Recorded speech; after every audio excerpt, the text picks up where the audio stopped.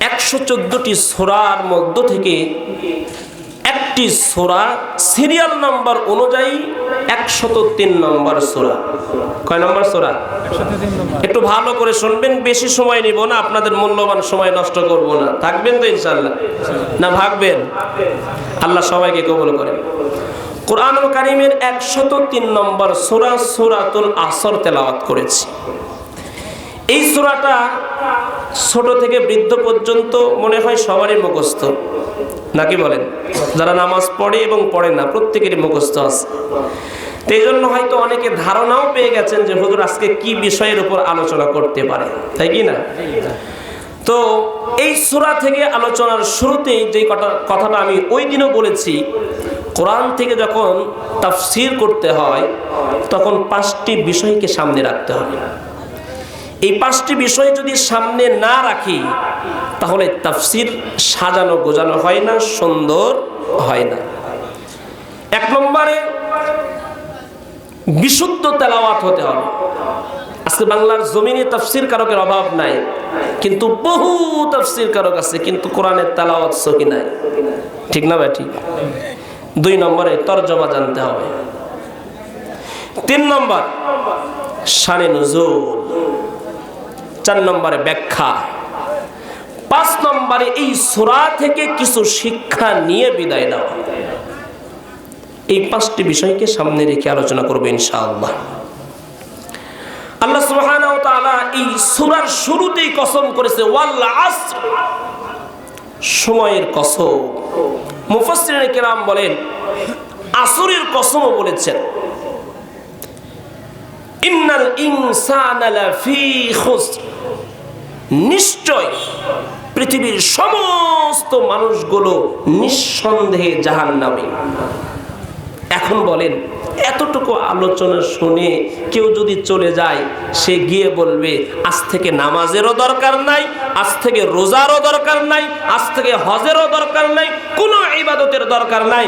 কারণ হাজীপাড়ার আজকে হুজুরের বয়ান শুনলাম, হুজুর বলেছে কোরআনের মধ্যে আল্লাহ কসম করে বলেছে দুনিয়ার সব মানুষ জাহান্নামী, তাইলে আর নামাজ পড়ে কি হবে?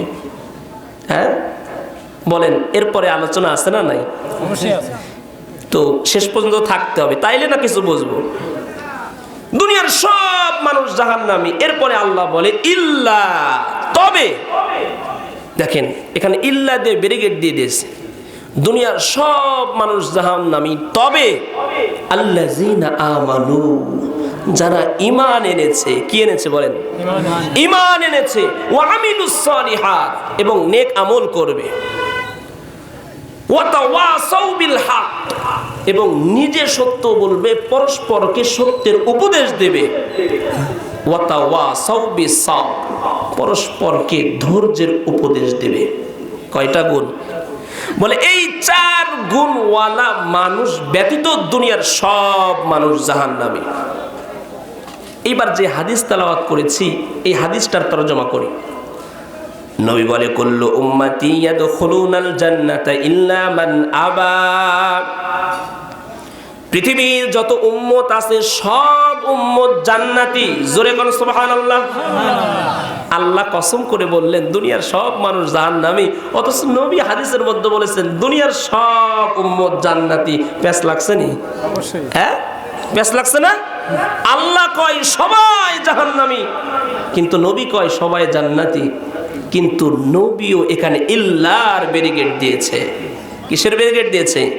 ইল্লা, তবে মান আবা, যারা আমি নবীকে অস্বীকার করবে, তারা ব্যতীত দুনিয়ার সমস্ত উম্মত জান্নাতি, তবে যারা আমি নবীকে অস্বীকার করবে তারা ব্যতীত। সাহাবায়ে কেরাম প্রশ্ন ছুড়ে দিলেন, কিলা ওয়া মান আবা ইয়া রাসূলুল্লাহ, ইয়া রাসূলুল্লাহ আপনাকে কারা অস্বীকার করবে?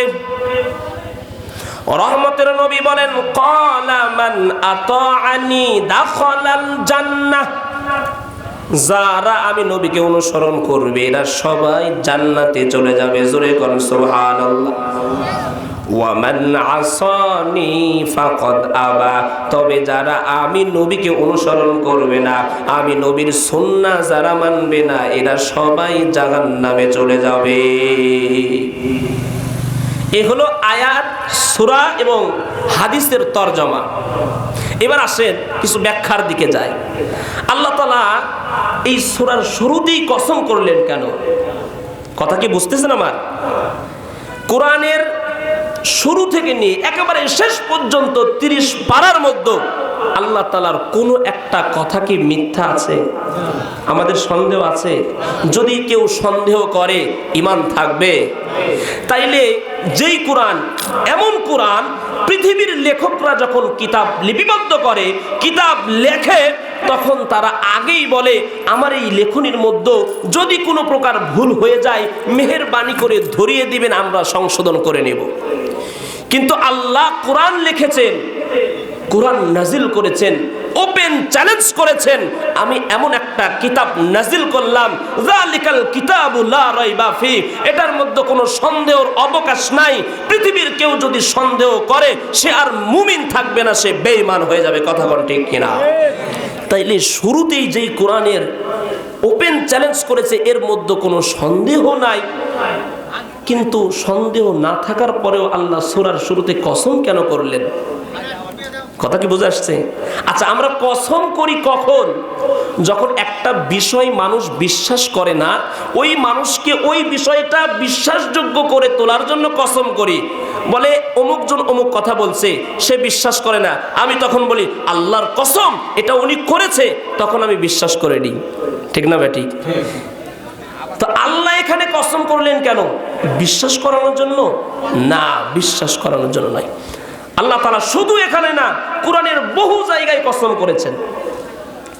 ওয়াসসামাই যাতিল বুরুজ ওয়াল ইয়াউমিল মাউউদ ওয়া শাহিদিন ওয়া মাশহুদ والشمس وضحاها والقمر إذا تلاها والنهار إذا جلاها والضحى والليل إذا سجى ما ودعك ربك وما قلى لا أقسم بيوم القيامة ولا أقسم بالنفس اللوامة لا أقسم بهذا البلد وأنت حل بهذا البلد। এইরকম কোরআনের বহু জায়গায় আল্লাহ কসম করেছেন।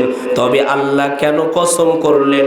আল্লাহ তাআলার কসমের কারণ হলো কোরআনের সব কথাগুলো সত্য, তবে যেই সূরার শুরুতে কসম করেছেন, এই সূরার পরে যেই বিষয়গুলো উল্লেখ করেছেন, এই বিষয়গুলো অত্যন্ত গুরুত্বপূর্ণ। বিষয়গুলো কি? আপনি যেমন কসম করে বিশ্বাস করাচ্ছেন, আল্লাহ কসমের পরে যেই বিষয়গুলো, গুণগুলো উল্লেখ করেছেন, এই বিষয়গুলো অত্যন্ত গুরুত্বপূর্ণ হওয়ার কারণে আল্লাহ এই জন্যই কসম করেছেন, যাতে কসমের কারণে মানুষ এই বিষয়গুলোর দিকে মনোনিবেশ হয়, আকৃষ্ট হয়। কথা কি ক্লিয়ার? এই জন্যই কসম করেছে, যাতে এই কসমের পরে যেই কথাগুলো উল্লেখ করেছে, এই কথাগুলোর দিকে মানুষ যেন একটু মনোযোগ দেয়। আমাদের 4 মাযহাবের ইমামের মধ্যে একজন ইমামের নাম ইমাম শাফঈ রাহমাতুল্লাহি আলাইহি, জানেন না আপনারা? তিনি বলেন সূরাতুল আসর এমন একটা সূরা, কোরআনের কোনো আয়াত যদি নাজিল নাও হতো, কোরআনের কোনো সূরা যদি নাজিল নাও হতো, এই একটা সূরা যদি কোনো বান্দা আমল করে চলতো, এই একটা সূরাই তার জান্নাতে যাওয়ার জন্য যথেষ্ট হয়ে যাইতো। বলেন সুবহানাল্লাহ। বুঝতে পারতেছেন এখন যে কত গুরুত্বপূর্ণ একটি সূরা? তো এই সূরার মধ্যে আল্লাহ কসম করে বলেছেন 4 গুণওয়ালা মানুষ ব্যতীত পৃথিবীর সবাই জাহান্নামী। কয় গুণ? তাহলে 1 নম্বর গুণের নাম ঈমান। 1 নম্বর গুণের নাম কি? ঈমান। 2 নম্বর গুণের নাম হলো নেক আমল। 3 নম্বর গুণের নাম হলো মানুষকে সত্যের উপদেশ দেওয়া। 4 নম্বর গুণের নাম হলো পরস্পরকে ধৈর্যের উপদেশ দেওয়া। এই 4টি বিষয় হালকা করে আলোচনা করে চলে যাব ইনশাআল্লাহ। প্রথম নম্বর বিষয়ের নাম ঈমান। কি বলেন? ঈমান। ঈমান এবং আমল কতটা গুরুত্বপূর্ণ পৃথিবীর মধ্যে যত মানুষ আসছে এই মানুষগুলো দুই দলে বিভক্ত হবে। কয় দলে? দুই দলে। একটা হলো ফারিকুম ফিল জান্নাহ ওয়া ফারিকুম ফিস সাঈর, একদল হবে জান্নাতি, আরেক দল হবে জাহান্নামী। বলে জান্নাতি কারা হবে? যাদের মধ্যে ঈমান এবং আমল থাকবে। জাহান্নামী কারা? যারা বেঈমান এবং আল্লাহর রাসূলকে যারা মানবে না, তারা কোথায় যাবে? জাহান্নামে যাবে। ঈমান এবং আমল এত বড় দামি একটা সম্পদ।